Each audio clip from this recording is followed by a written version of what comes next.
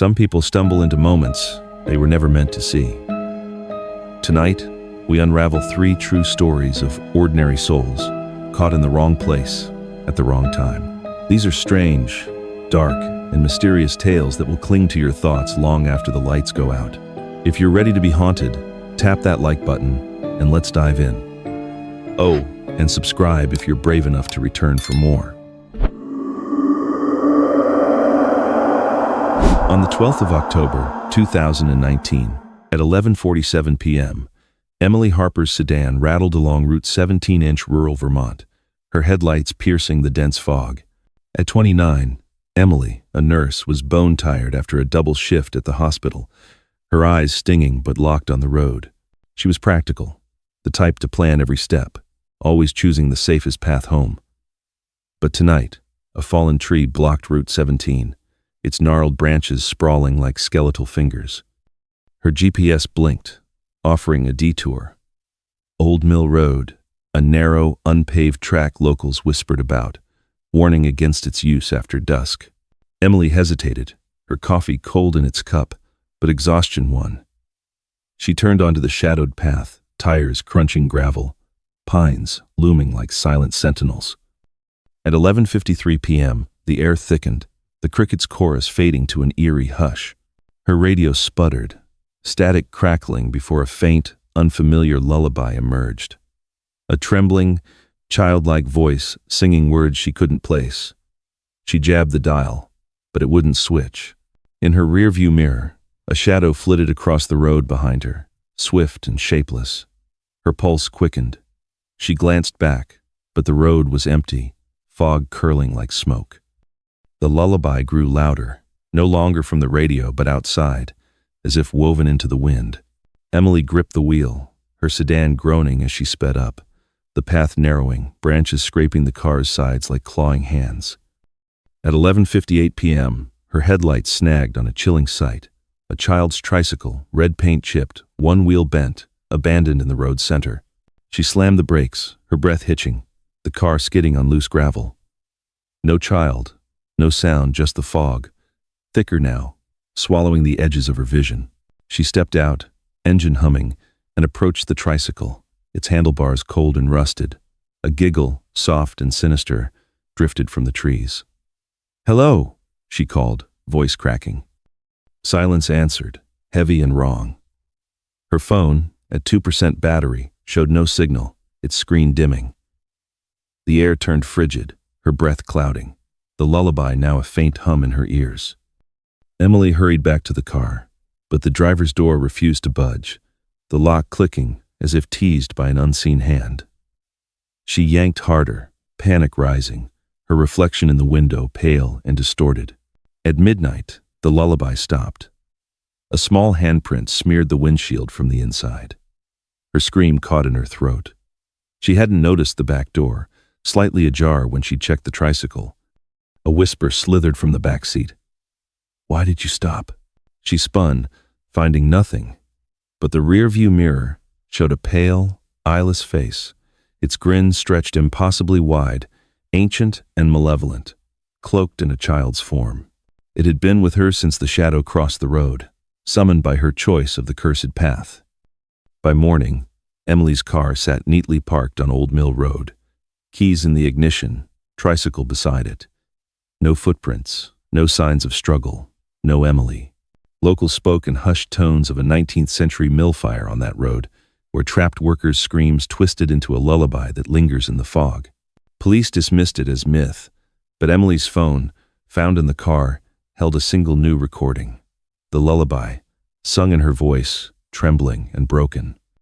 Her family searched for months, but no trace of her surfaced.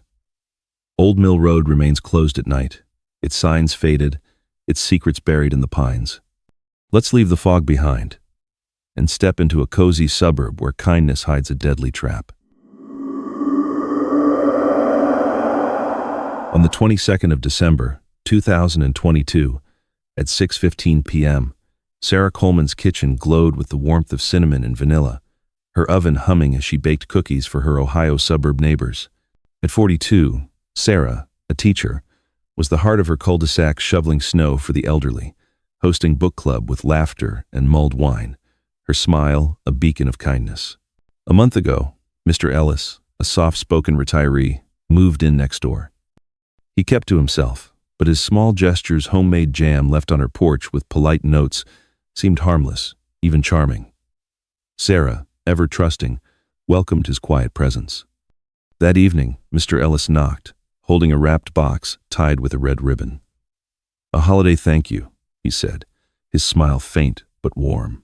Sarah thanked him, setting the heavy, oddly cold box on her counter.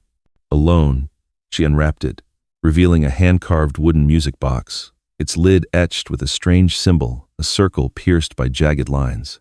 She wound it, and a slow, dissonant tune spilled out, jarring her nerves, the notes twisting like a warning. A faint smell, like damp earth, clung to the box. Uneasy, she snapped it shut, the silence louder than the tune. At 7:03 p.m., a creak echoed from upstairs. Sarah lived alone, her cat dozing by the fireplace, its tail flicking lazily. Flashlight in hand, she climbed the stairs, checking every room, nothing. But the air felt thick, heavy with that earthy scent.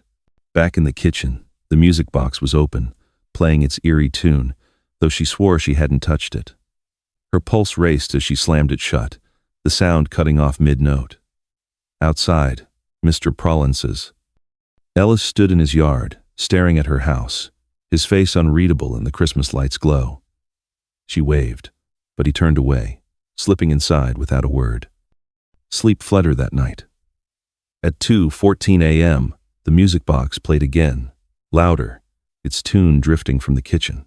Sarah crept downstairs, her cat hissing, eyes wide, as the symbol on the box glowed faintly in the dark. The earthy smell now reeked of decay, sharp and choking. She dialed Mr. Ellis's number, given weeks ago, but his voicemail answered, his voice warped, almost inhuman, like a recording played backward. At 3 a.m., she noticed dirt smudged on her floor, a trail leading to the basement door, untouched for weeks. The music box's tune swelled, echoing from below, each note tightening her chest. Trembling, Sarah opened the basement door, the air rancid, the darkness swallowing her flashlight's beam. At the bottom of the stairs stood Mr. Ellis, motionless, holding another music box, its symbol pulsing. He wasn't a retiree but a predator, using gifts to study his targets, slipping into homes through forgotten entries. The symbol was his mark, carved into the bones of prior victims, the music box a lure to mask his steps. Sarah's kindness had made her his next choice, the dirt trailing from his boots as he waited in her shadows. Sarah's body was found at dawn, slumped in her basement, the music box still playing its tune. Mr. Ellis was gone, his house empty. No record of his existence.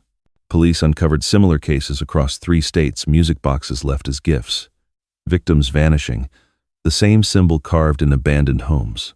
Sarah's cat survived, but it never entered the kitchen again, its eyes fixed on the basement door. The music box was locked in evidence, but officers swore it hummed faintly at night, though its mechanism was broken. Trust can be a deadly lure.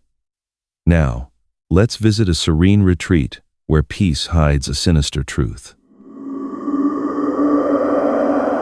On the 9th of June, 2024, at 7:22 a.m., David Nguyen sat cross-legged in a yoga studio perched on a windswept Oregon cliff, the Pacific's waves crashing below.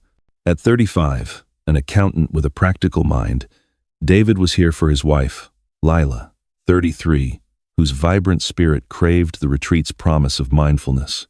Lila's smile had convinced him, though meditation felt foreign to his ordered world. The studio, with cedar floors and wide windows, radiated calm, and their instructor, Mara, moved with a grace that soothed even David's doubts, her voice a gentle hum guiding the group. In the first session, Mara handed out smooth stones, each etched with a faint spiral. "Hold it during meditation," she said. "It grounds you." David's stone felt warm, almost pulsing, but he dismissed it, focusing on Lila's hand in his. At 8:15 a.m., during a group chant, Lila winced, rubbing her temple. "Just a headache," she whispered, her face paling. David squeezed her hand, but her breath grew shallow, her eyes unfocused. By noon, her headache worsened, and others in the group murmured complaints, dizziness, nausea, a faint ringing in their ears. Mara urged them to continue, her voice eerily calm, her eyes fixed on the horizon. At 3:47 p.m., during a silent walk along the cliff, Lila collapsed, convulsing on the path. David shouted for help, but Mara only watched, her expression blank. Others staggered, some vomiting, as the air grew heavy, like a storm trapped inside.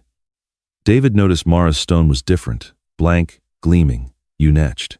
He carried Lila to their room, her pulse weak, her skin clammy. His phone had no signal, the retreat's Wi-Fi dead. The studio's calm felt like a mask, the waves outside now a menacing roar. At 6:02 p.m., he found Mara in the studio, arranging the stones in a circle, her movements deliberate, almost ritualistic. She smiled, unfazed, as he demanded answers, the air thick with a metallic tang. Desperate, David broke into Mara's office, finding journals filled with spirals and notes about cleansing and ascension. The stones weren't keepsakes, but carriers of a slow-acting toxin, absorbed through the skin, designed to weaken and kill. Mara wasn't a teacher but a cultist, believing the cliff was a sacred site for sacrifice, the toxins a path to some twisted salvation. She'd chosen her victims, sparing herself with the blank stone, her calm a facade for cold intent. David tried to warn the others, but most were too weak, some already still, their stones clutched tightly. He carried Lila to their car, driving toward a hospital as her breathing faltered. Police stormed the retreat hours later, finding Mara chanting over the stones, surrounded by 7 lifeless bodies. Lila survived, barely, her recovery slow and haunted. Mara vanished before trial, her journals hinting at other sacred sites across the country, each marked by spirals. David keeps Lila's stone, its spiral a reminder of the peace that hid horror. The retreat was razed, but locals swear the cliffs echo with faint chants at dawn, though no one dares investigate.